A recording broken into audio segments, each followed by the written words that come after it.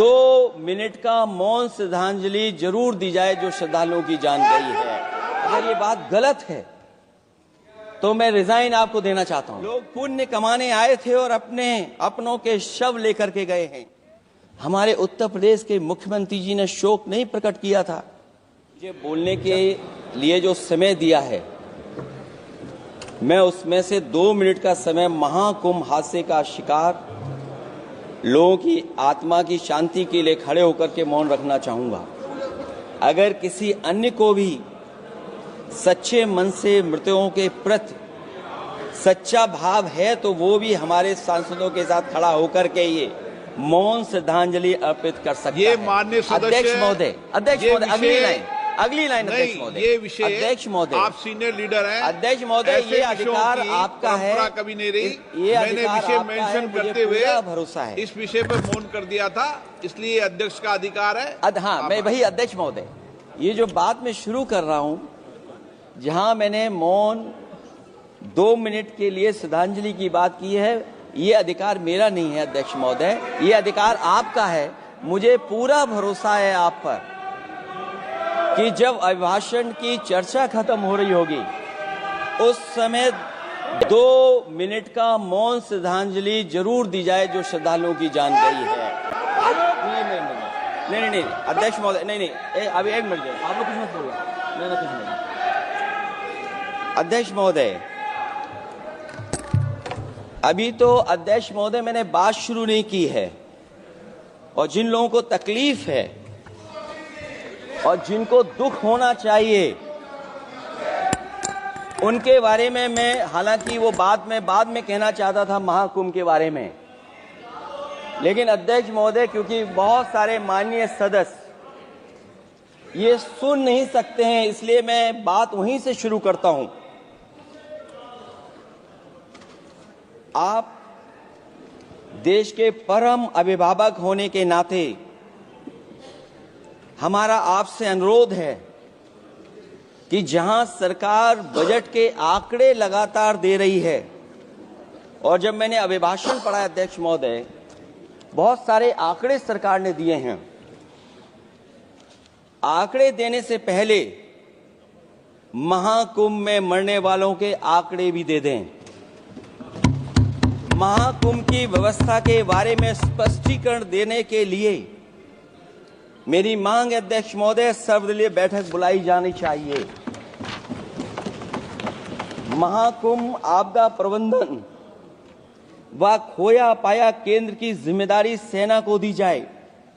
महाकुंभ हादसे के शिकार लोगों की मृत्यु, घायलों का इलाज, दवाइयों, डॉक्टर, भोजन पानी, परिवहन की उपलब्धता का आंकड़ा संसद में पेश किया जाए।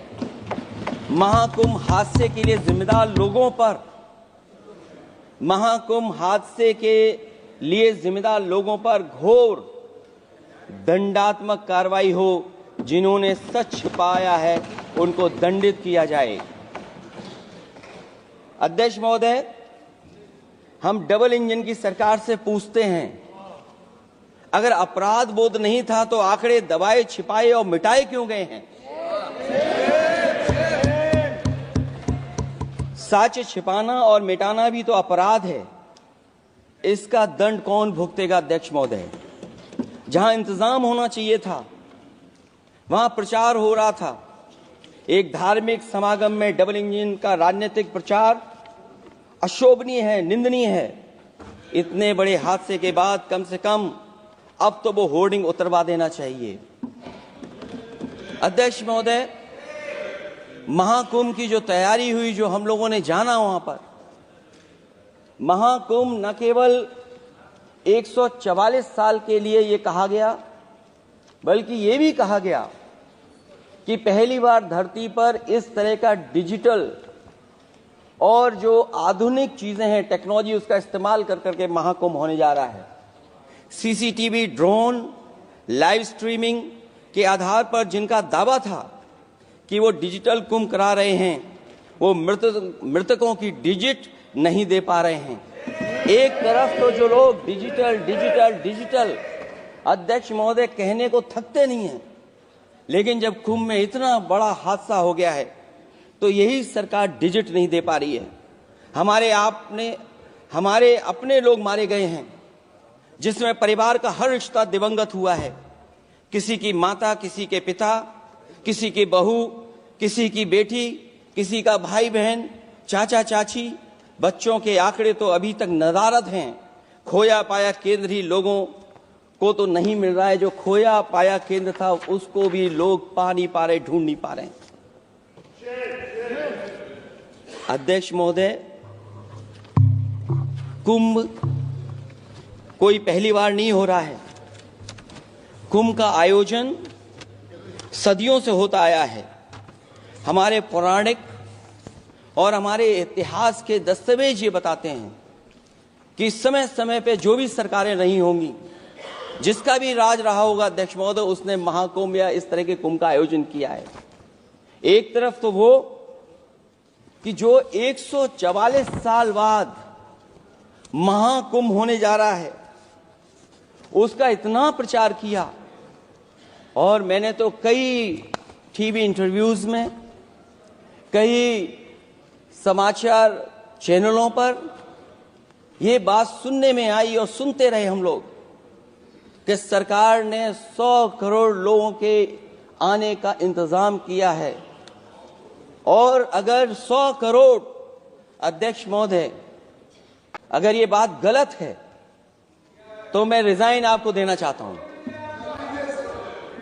अगर अध्यक्ष महोदय, ये माननीय सदस्य लोग अगर ये नहीं सुन पा रहे हैं तो मैं इनको एक एक को, आप नहीं गए स्नान करने, आप स्नान करने नहीं गए, इसीलिए इस तरह की भाषा का इस्तेमाल कर रहे हैं।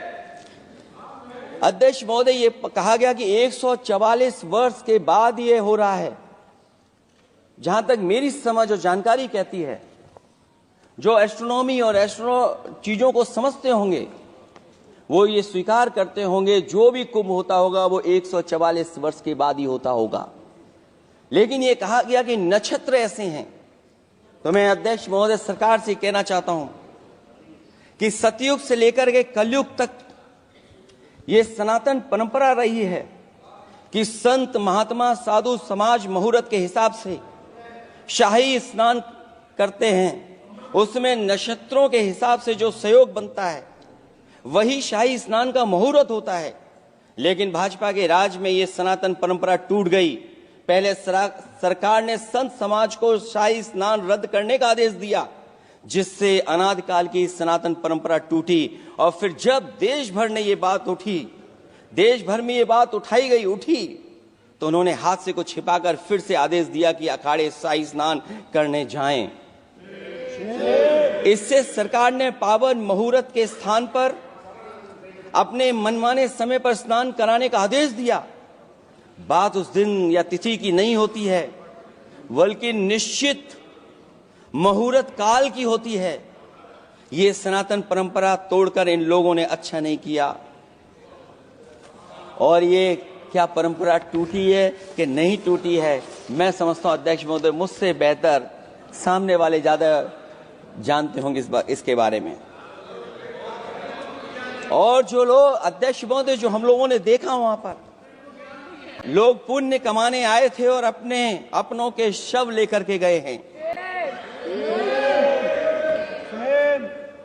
चमत्कारी करिश्मा तो ये हुआ है, श्रद्धालुओं के शव मिल गए थे, पर सरकार स्नान करने वाले मरने वालों की बात स्वीकार नहीं कर रही थी। और इससे ऊपर ये बात जो वहां पर और हुई, अध्यक्ष महोदय, जब ये जानकारी हो गई कि कुछ लोगों की जान चली गई, लाशें हैं जो मोर्चरी में पड़ी हैं, अस्पताल में पड़ी हैं, उसके बाद सोचिए सरकार क्या कर रही है। अपने सरकारी हेलीकॉप्टर में फूल भर करके फूलों को डालने का काम किया। सोचिए ये हमारी कहां की सनातनी परंपरा है। मैं जानना चाहूंगा सदन के माध्यम से हमारे माननीय सदस्य बताएं कि जहां लाशें पड़ी रही हों, न जाने कितनी चप्पलें पड़ी थीं, न जाने कितनी चप्पलें पड़ी थीं, न जाने कितने कपड़े पड़े थे, महिलाओं की साड़ियां थी, कपड़े थे, लेकिन उनको कैसे उठाया गया? उन सबको उठाया गया जेसीबी मशीन से, ट्रैक्टर की ट्रॉली से। उनसे उठा करके कहां फेंका कोई नहीं जानता, लेकिन जब उनको लगा कि वहां से बदबू आ रही है तो यही सरकार के लोग छिपाने लगे हैं। यही आपका महाकुंभ का आयोजन था, और हर बात को छिपाने के लिए न केवल ये लोग मीडिया का सहारा ले रहे हैं, मीडिया का सहारा लेते लेते सुनने में आया है कुछ दबाव और कुछ स्वीटनर भी दिए जा रहे हैं जिससे उनकी खबरें बाहर ना आ जाएं। हमारे उत्तर प्रदेश के मुख्यमंत्री जी ने शोक नहीं प्रकट किया था। जब देश की राष्ट्रपति और प्रधानमंत्री जी ने शोक प्रकट किया, उसके बाद 17 घंटे बाद सरकार ने स्वीकार किया। अध्यक्ष मोदी, ये वो लोग हैं जो आज भी कोई सच्चाई स्वीकार नहीं कर सकते। इनका रास्ता क्या है मैं नहीं जानता हूं, कहां ले जाना चाहते हैं।